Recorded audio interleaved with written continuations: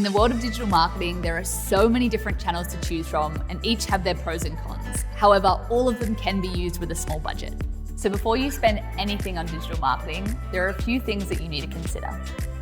Social media, whether that's Facebook, Instagram, TikTok, LinkedIn, Pinterest, Twitter, there are a heap of channels out there. It is just dependent on what's right for your brand and your customer.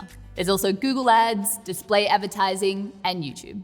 Now with a small budget, you're much better off putting all of that budget into one channel rather than spreading yourself too thin across too many.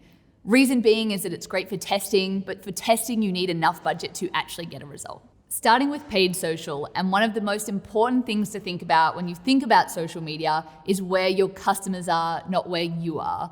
And this is a really big mistake I see people make is they choose where they're comfortable. Let's say as an example, you've never been on TikTok before, but your customers are on TikTok. People will avoid it because they're not comfortable. So making sure you're choosing where your customers are and not where you want to be or maybe you are. Now, every channel has a different use, a different niche, a different audience. You've got things like LinkedIn, which is much more B2B focused or business to business focused. You have, Facebook and Instagram, which are your big players. Instagram for fashion and for travel and for lifestyle. But you've also got to think outside the box a little bit with paid social. There's a heap of people on there. You need to think about how can you use what's out there and get a bit creative. There's a heap of different platforms. Pinterest is a really good one to look at. What's great about Pinterest is that it's actually very, very underutilized by brands.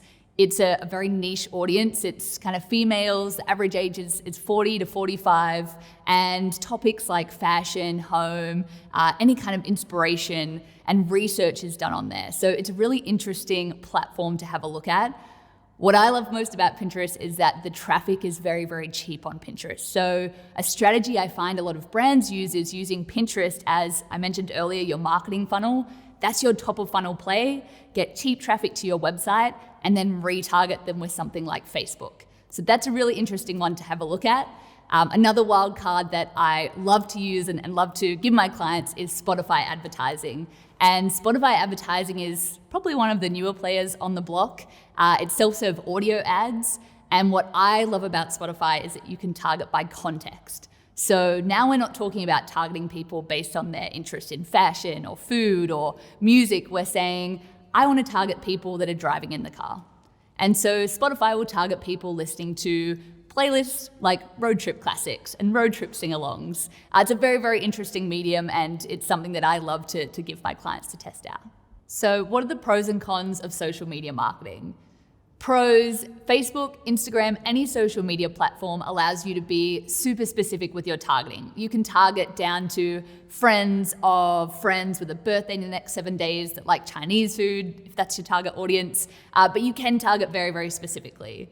Cons, on the other hand, is that it is very competitive. It's very easily accessible as a platform, and the more brands that come on there, there's only so much real estate available on a social media platform. So the more brands on there, the less real estate available, therefore the more expensive it's going to be.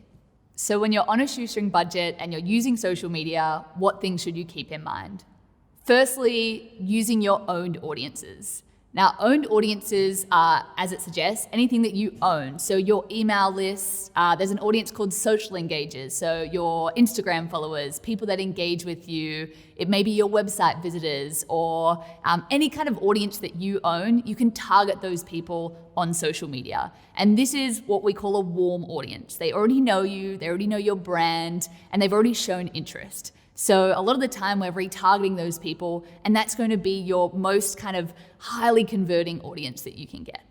Second thing to think about is actually kind of related to the first. So a lot of social media platforms have something called a lookalike audience or some version of this. And what this is creating an audience based on your own audience. So let's say as an example, I have an email list of 5,000 people. I can give that email list to Facebook and say, find me more people like this email list. And that's what's called a lookalike audience. So Facebook or any social media platform kind of does the hard work for you and figures out who your audience is rather than you having to do it yourself. My best tip for you when you are creating lookalike audiences is to think about a custom audience that makes sense. I've seen brands, and especially those on tight budgets, make a custom audience of the people that spend the most money. So you've given the social media platform this audience of people that are really highly engaged with your brand, and you've told them to find people similar. And that's going to be a really, really lucrative audience for your business. Another thing that's really important to consider is giving your ads enough time to perform. So generally what I would say is 7 days is a good length of time to run a campaign for a number of reasons. One of which is that a lot of social media platforms actually have a 7-day learning period. So that's how long it takes them to find the right people to put your ad in front of. Now, secondly, is that certain days of the week are good for different brands, different services, different products. As one example, Tuesdays is a very big sweet spot for e-commerce. I don't know why people are shopping on a Tuesday, but they are. So thinking about what day makes sense for your brand and when people are typically online.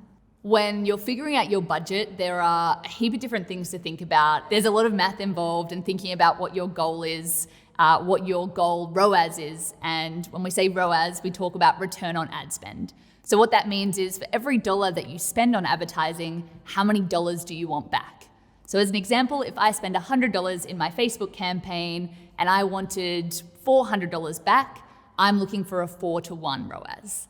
So when you're planning a budget, you need to put some goals in place and you need to think about what you're going to spend, what you want in return, but also what the margins are on your product or service.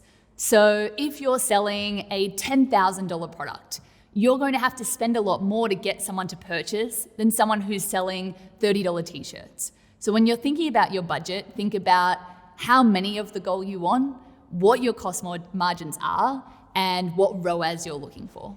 Lastly, I know the creative side of things and trying to come up with the best ad or video or copy is sometimes, not always easy for brands. And a lot of social media platforms now have something called a dynamic creative tool.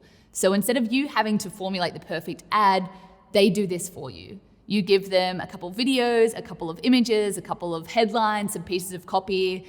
They will even change the format between carousel and banner and story ads. And what they'll actually do is they will take elements from what you've given them and serve the person the format and the copy and the headline and the image that will work best for that specific individual, which is kind of scary, but it works very, very well. So when you're low on budget, rather than having to test a heap of different ads that you've put together, you can give Facebook all the elements to do that for you. Now, one thing that I would say as a bit of a warning with this is that if you're a very brand safe brand and you have a really specific aesthetic or image or different branding elements that you need to be together, then this may not work so well for you. But if you don't have that consideration, this is a really, really good testing tool and a really good way to make sure whoever sees your ad is seeing the best format and the best creative for them specifically.